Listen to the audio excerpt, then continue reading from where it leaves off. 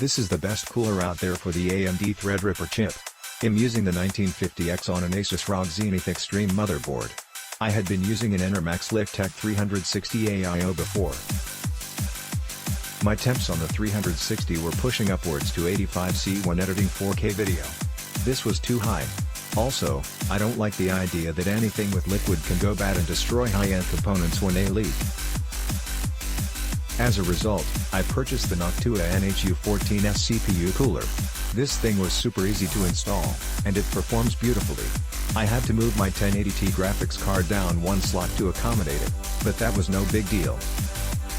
I'm using Corsair magnetic levitation fans with the cooler, not that the Noctua fans were bad, I just prefer the mag/lev fans for their ultra reliability. I'm getting idle temps of 24C and at the most 45C when rendering 4K video. If you're using the Threadripper, then you need this cooler. Using on a 1950X with an ASRock Taichi X399 and XCOL Trident Z memory.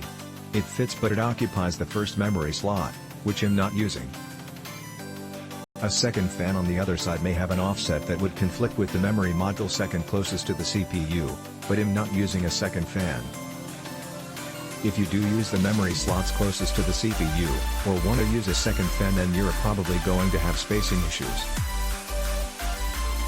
The heatsink has enough clearance in this particular case, Corsair Carbide 330R. This rig is operating at an elevation of 8,850 feet, still to 2,700 meters, which reduces the cooling effectiveness of these fans. The rig has two X140mm Noctua intake fans, a 120mm Noctua exhaust fan and this CPU fan. Fan control of all four fans are tied to the TCTL temperature, configured to turn off at 45C and spin max at 95C. Ambient/room temperature is 21C.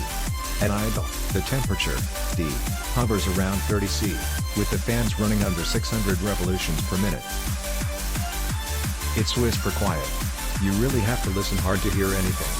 Fans start becoming audible over 600 revolutions per minute. When maxing the CPU artificially, the temperature, D, stays under 60C. The fans are audible, but not like a jet engine. When running a render test, 4K video, with 16 threads, the temperature, D, stays somewhere between 60 and 63C with the CPU fan somewhere between 1350 and 1475 revolutions per minute. Consistently maintain these temperatures on previous render tests lasting for over an hour.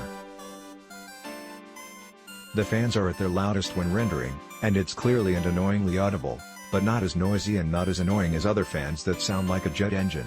Use the thermal paste that came with cooler, applying a dot pattern according to the instructions. Cooler is very quiet at idle, not excruciatingly loud under load, and seems to preempt any throttling under long-running heavy loads. Click link in description for more reviews.